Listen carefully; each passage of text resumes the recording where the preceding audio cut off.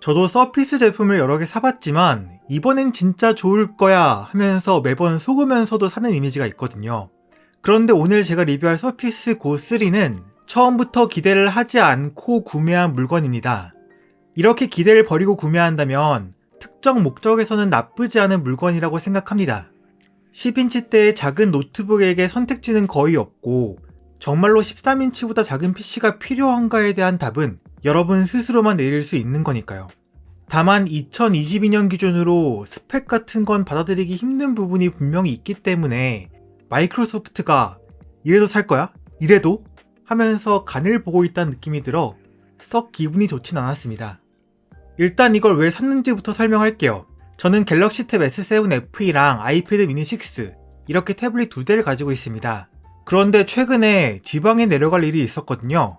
딱히 노트북은 필요 없겠지 싶어서 갤럭시 탭만 가방에 넣고 나갔는데 기차에서 갑자기 문서 작업을 할 일이 생긴 거예요. 그걸 안드로이드 태블릿으로 하려다 보니까 너무 답답했습니다. 그때를 계기로 혹시 모를 일을 대비해서 외출할 때 부담 없이 가방에 던져 넣을 노트북이 뭐 없을까 생각하던 차에 서피스 고3를 발견해서 구매했답니다. 그러면 먼저 스펙이랑 가격부터 볼게요. 저번에 했던 서피스 고2 베이스 모델 리뷰에서 교훈을 얻어 이번에는 베이스 모델이 아니라 선택할 수 있는 옵션 중 가장 높은 걸 선택했습니다. 제일 높다고 해봐야 i3 10100Y CPU에 8GB 램, 128GB SSD를 탑재한 제품이었죠. 이게 정가로는 키보드 커버 없이 79만원이고 키보드 커버는 선택이 아니라 필수니까 결국 90만원이 넘어갑니다. 제가 구매한 가격은 쿠팡에서 카드 할인을 받아 키보드 커버 세트 81만원에 구매했고요. 이번에 선택 가능한 CPU 옵션은 펜티엄 골드 6500Y와 i3 10100Y인데요. 이게 겉으로 보기에는 2021년 1월에 출시한 CPU 같아 보이지만 사실 이건 엠버레이크 Y 14나노 공정을 사용해서 만들었고 2016년에 발표된 인텔 7세대 카비레이크와 동일한 마이크로 아키텍처를 사용했습니다. 그러니까 2021년에 출시된 노트북 CPU의 클럭당 성능이 2016년 노트북과 동일하다는 소리고 이제 2022년이니까 6년 묵은 CPU를 쓰는 셈이죠. 그리고 사실 CPU보다 더 심각한 건 윈도우 11에서 존재하면 안 되는 스펙인 4GB 램과 eMMC 64GB 스펙이 아직도 팔리고 있다는 겁니다. 이건 윈도우 11의 최소 사양이에요. 이것보다 메모리가 낮으면 아예 윈도우 11 설치가 안 됩니다. 절대 램 4GB 모델 같은 건 사지 마시고 처음부터 램 8GB, SSD 128GB 모델만 존재한다고 생각하시는 게 마음이 편할 겁니다. 그러면 서피스 고3의 성능은 못 써먹을 정도로 패급인가요? 아니요. 네. 사실 잘 모르겠어요. 일단 인터넷이나 문서 작업 같은 기본적인 성능은 생각보다 느리지 않습니다. 다른 최신 노트북에서 1초 만에 뜰 페이지가 2초, 3초 걸려서 뜨는 정도로 확실히 굼뜨긴 하지만 서피스 고2 최저가 모델처럼 화병 걸려서 못 쓸 정도는 아니고 갤럭시북 S 레이크필드 i3 모델이랑 비교해도 체감될 정도로 더 빨랐습니다. 벤치마크로 보면 긱벤치 싱글 919점, 멀티 1606점으로 서피스 고2 펜티엄 모델이나 갤럭시북 S보단 빠릅니다. 다만 비슷한 태블릿이랑 비교를 해보면 아이패드 미니 6는 물론 성능 면에서 썩 좋지 못한 평가를 받는 태블릿인 갤럭시 탭 S7 FE랑 비교해도 더 떨어지죠. 그리고 윈도우 태블릿을 사용하는 건 윈도우 프로그램들을 사용하기 위해서일 텐데 고사양 어플리케이션, 대표적으로 게임 같은 건 기대하기 어렵죠. 3D마크 파이어 스트라이크 점수를 보면 그래픽 점수 900점으로 매우 낮게 나왔고요.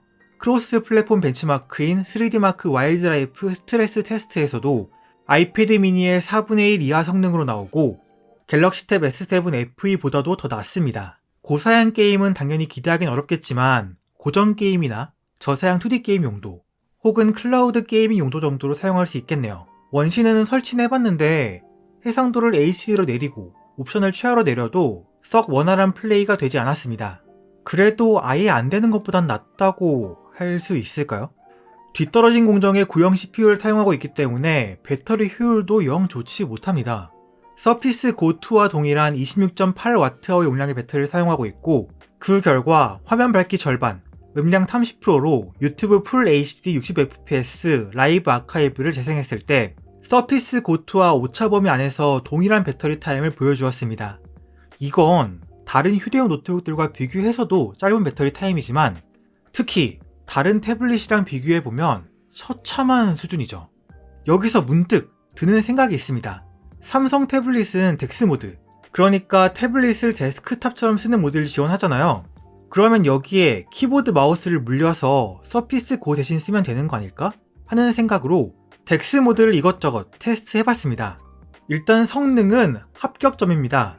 제 갤럭시 탭이 램 4기가짜리 기본 모델인데도 반응 속도도 빠르고 멀티태스킹 하는데도 큰 문제가 없습니다. 다만 우리가 빠릿빠릿하고 가벼운 태블릿을 두고 굳이 윈도우나 맥 컴퓨터를 사용하는 이유가 뭔가요? 멀티태스킹과 생산성이겠죠? 그런데 삼성 덱스는 겉보기에는 멀티태스킹이 잘 되는 것처럼 보이지만 쓰다 보면 윈도우랑 비교해서 나사 빠진 곳이 한두 군데가 아닙니다. 예를 들어 파일 탐색기에서 여러 개의 워드 파일 열어서 띄우고 싶을 때가 있잖아요.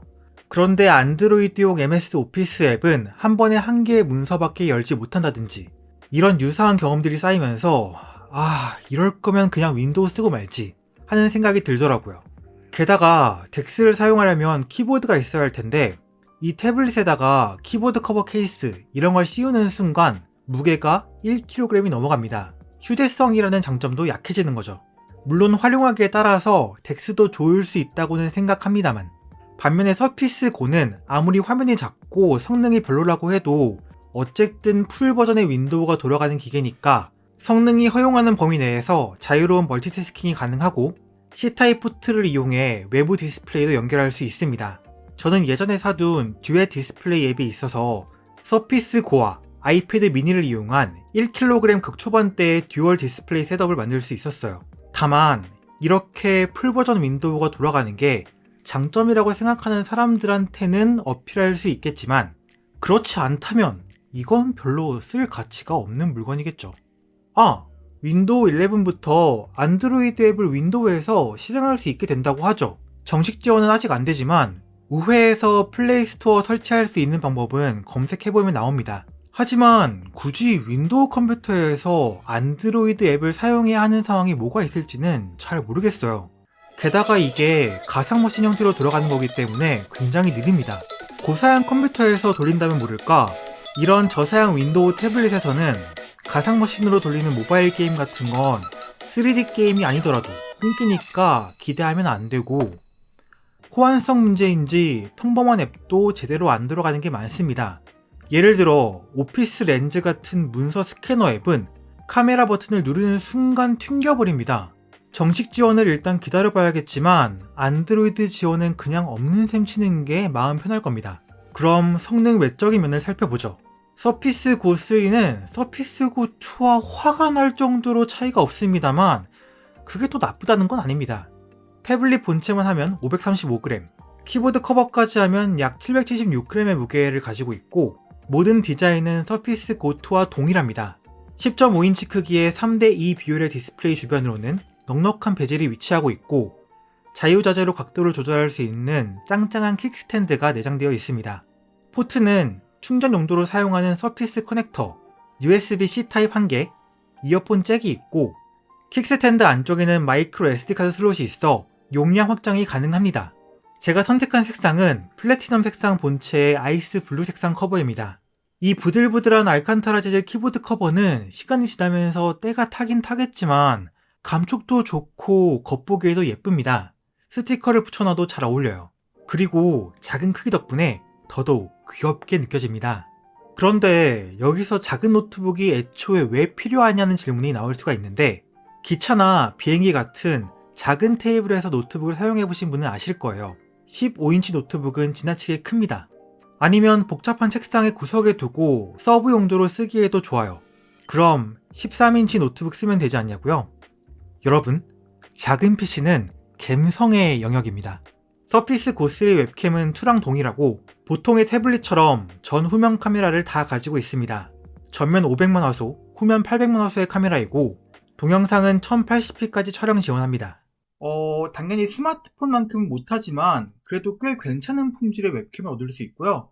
그리고 마이크도 꽤 괜찮아가지고요. 이거 화상회 용도로 쓰기에는 진짜 괜찮을 것 같아요.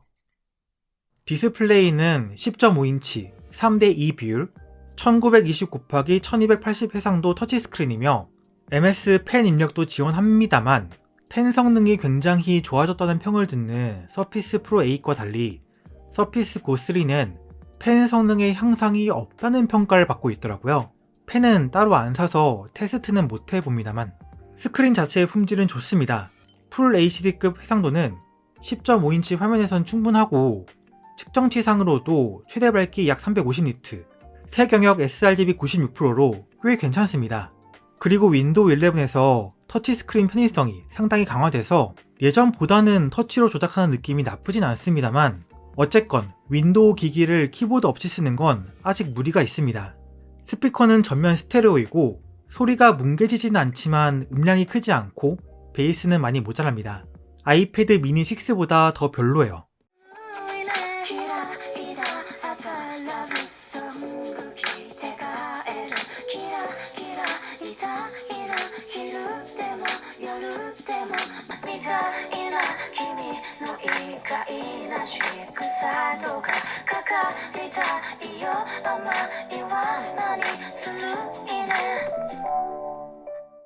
알칸타라 키보드 커버는 태블릿의 크기 자체가 워낙 작기 때문에 키캡의 크기가 작습니다.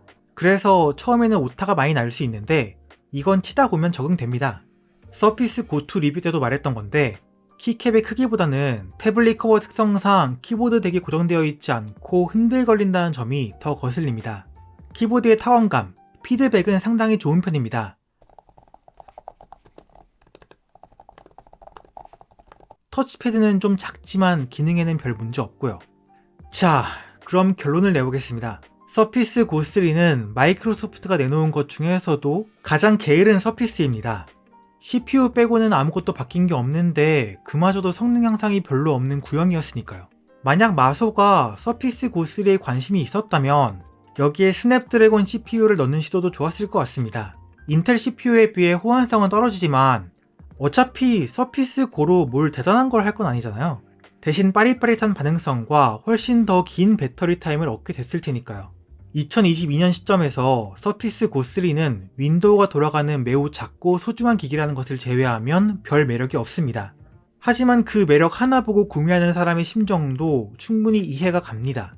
가방에 노트북이 들어있지 않으면 불안해지는 저 같은 사람들한테는 부담 없이 던져 넣을 수 있는 가볍고 작은 윈도우 기기가 있다는 사실 자체가 기쁜 거예요. 그럼 도움이 되셨길 바라며 다음에 뵐게요.